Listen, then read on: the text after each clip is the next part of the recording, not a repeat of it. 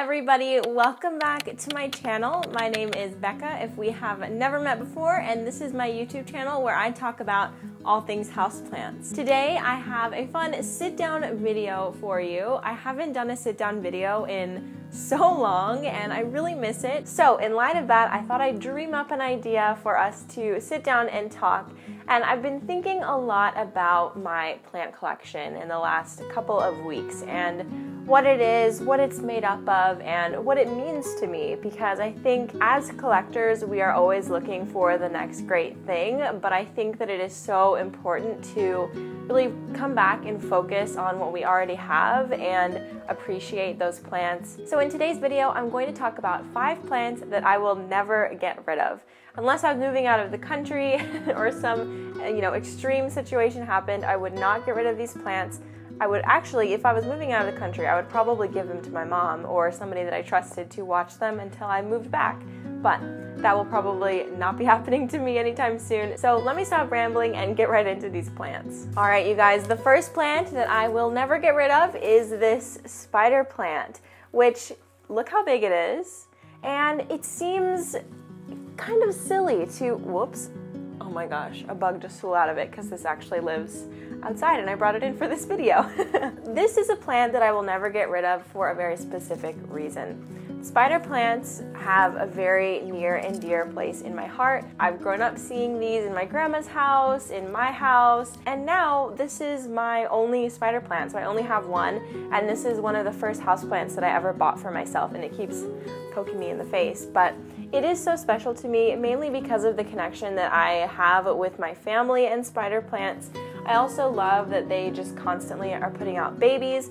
This one has put out a lot of babies in its time, and since it's been outside, it's been getting a little bit beat up by the elements, so the babies are kind of a lot smaller. But with that being said, it has been able to put a lot of its energy into creating a lot of foliage. So anyway, this plant actually lived in my classroom when I was a teacher last year, so it has that level of sentiment.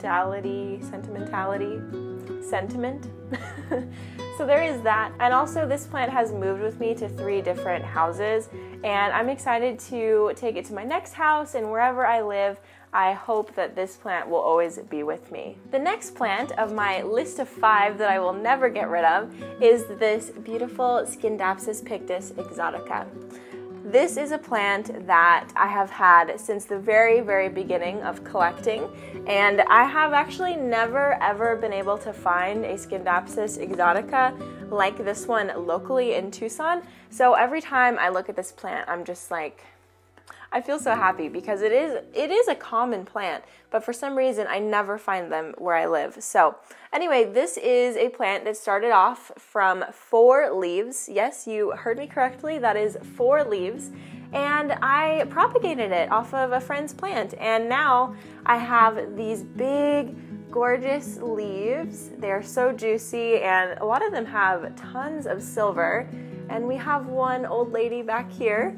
This looks like one of the original leaves that is now departing and saying goodbye. So I don't know, it's been really awesome watching this plant grow, and it's been with me since the very beginning. And it is a very full plant, and I said it came from 4 leaves. So the way that I did that was I propagated from those 4 leaves when they started to grow them, and I would just plant back into the pot. So these ones in the back are newer plants, because since the plant is against this wall here, it kind of all faces forward, which really doesn't bother me, so I wanted to fill in the back a little bit. Just in general, this plant is so easy to care for, and it's just so happy. It is about 10 feet from an east window, and it is living its best life. Like seriously, it is thriving, always putting out new leaves even through the winter, and it's not like the leaves are small, they're like really big. Like look at the size of this. I don't know, it's just such a beautiful plant, and I think I'm such a sentimental person, and because it is literally like one of my first houseplants ever, grown from a cutting of 4 leaves, I will never get rid of it, ever, ever, ever. And if there ever comes a time when I have to move and I can't take it, I would probably give it to someone who could give it back to me or send it to me when I'm able to take care of it again, because it's so special. The next plant that I will never get rid of is my Calathea or Befolea. And Oh my gosh, I love this plant so much for so many reasons. This is the newest leaf that it turned out, and oh my gosh, it is so beautiful, and it's really big in comparison to the other leaves. And this is actually the first leaf that has come out completely in my care from start to finish. So there were a few leaves that came out because, you know, they were like spikes when the grower sent them to me, but now this leaf right here, which is the most big and beautiful leaf ever, has grown entirely in my care. So that was like the greatest feeling ever. The reason that I will never get rid of this plant is because it was the first plant that was ever on my plant wish list. So something that I'm really, really adamant about in just owning plants is not buying plants that I know that I can't take care of. So recently I've kind of jumped into the world of anthuriums, and that's been quite the journey, and I've always been interested in anthuriums and things like calatheas, but I just knew that with my home and my abilities and my knowledge and my energy that I'm willing to pour into my plants, they were just not going to be well suited in my environment. But there really was a turning point a few months ago, right before I bought this Calathea orbifolia, and I just kind of realized that I wanted a challenge. I wanted a new challenge, and I had been putting off buying this plant because I didn't want to kill it, but I was finally able to purchase my very first ever wishlist plant, the Calathea orbifolia, and something just really changed for me. I think that this plant is just a symbol of a shift in my plant parenthood, and it's all very sentimental. Like, if you haven't noticed already, I'm very sentimental. I'm very it's a sign type of person, so I'm a dreamer, right? So this plant is really just a representation of that shift in my life and my new outlook on houseplants and all of the things and all of the ways that I'm challenging myself more recently. And it's just really sweet when it, rewards you. So yeah, because of that, I will never, ever, hopefully ever, have to depart with this beautiful Calathea orbifolia. The next plant that I will never get rid of is this gorgeous variegated, what is this? I was doing so well on Plant ID. The next plant that I will never get rid of is this gorgeous Albo Singhania, variegated Albo Singhania. And the reason for that is not because this is a rare, quote-unquote, or sought-after plant. That's not at all why. The reason that this plant means so much to me is what it reminds me of, and the adventure that I was on when I found it. So in the past, I have done some solo travel in Europe, and I did some solo travel in California last year, and it really, every time that I solo travel, I learn something new about myself, and I hope that I always can incorporate solo travel in my life. And since I am married and I really love someone, it's been a little bit more difficult to want to solo travel because I want to experience beautiful things in life with Daniel, but I really hope that I can always, even if it's for an afternoon or for the night, go somewhere just by myself to just be alone and meditate in that. And I think that it's really important to be alone sometimes, and alone outside of your home, alone somewhere else. Being intentionally alone is such an incredibly special thing that we can do for ourselves. And so, wow, that was a lot. I was not expecting to go there, but this plant just reminds me of that trip I took to California, and it was a big leap of faith, and it was a big jump into de la plants and what this could be. I mean, when I was on that trip, I was contemplating my YouTube channel so much, de la plants as a brand, and all of these things. And I was at a live event for Bloom and Grow Radio podcast at Folia Collective, and I saw this plant. And of course, in the moment, I was not thinking oh my God, this is going to be so sentimental and special to me later on. I wasn't thinking that at all. But what happened was I came home and I just kept looking at the plant, and I was like, wow, that really reminds me of that time and that really special place in my mind and in my body and in California. So that is the reason that I will probably never get rid of this plant. I really just want to see it continue to grow bigger and just continue to be that steady reminder in my life that it's so important to keep exploring and growing as an individual in this world where we might be considered weird for doing stuff like that. But I don't know. That's why this plant means so much to me. And it's so much more than a plant. It's so much more than a quote-unquote rare plant. it really is special. It means so much. Oh, jeez, she's a big girl. So for my last plant that I will never get rid of, I am going to again share the story of my monstera here.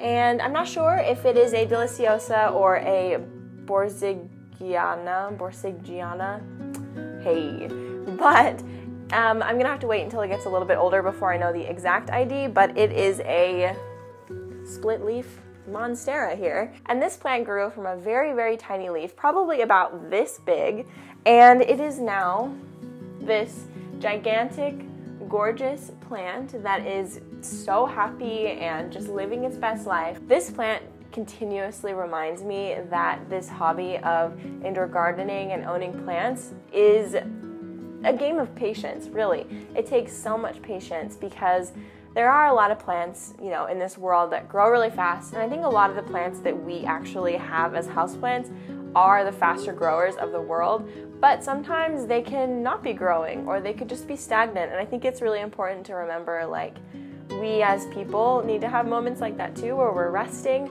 And something that I think is really interesting about plants is, you know, when there isn't anything going on the surface, when there aren't new leaves coming out on the surface, there is still work being done on the inside, on their roots, and they are establishing themselves in their pots. And it's just so special to think about it like that. It really is a new perspective to take on when your plant isn't growing. And not to say that if your plant isn't growing, it's like healthy 100% of the time. Sometimes things are going wrong, but most generally, I mean, sometimes when plants are just kind of chilling, they're fine. They're just working on their roots. And I think that that's really important to remember as well. And this plant I have had for about 2 years. And in those 2 years, it started from a leaf that was no bigger than my hand. And now we have a leaf that is double the size of my head. So I just want this, you know, this plant and that idea to sit with us. And, you know, we're reminded that owning plants is a game of patience, and it's all about letting the plant live its life, and we live our life, and we live our lives together. And sometimes there's growth for them, sometimes there's growth for us, and there's always growth going on the inside, in their pots with their roots and in ourselves. So this video has very quickly become like big sister talk, but I don't know, I just really wanted to share these plants and just talk about why they mean so much to me.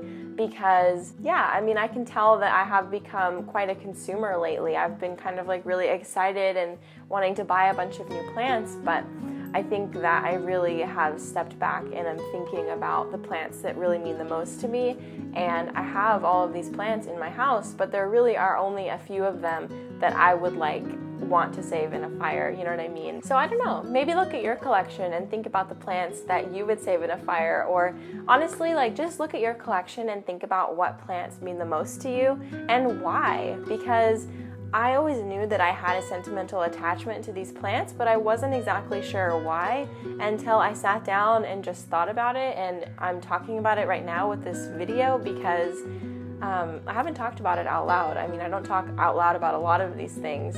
And now having the space and time to talk about it and sit with it, I just love these plants even more now, and they mean so much more to me. So if you have a houseplant collection that is rather large or growing, I think that that's great, but also it's really important to remember, you know, the OGs and, or even not the OGs, plants that you got recently that actually have a sentimental meaning, like my Calathea or Befolea.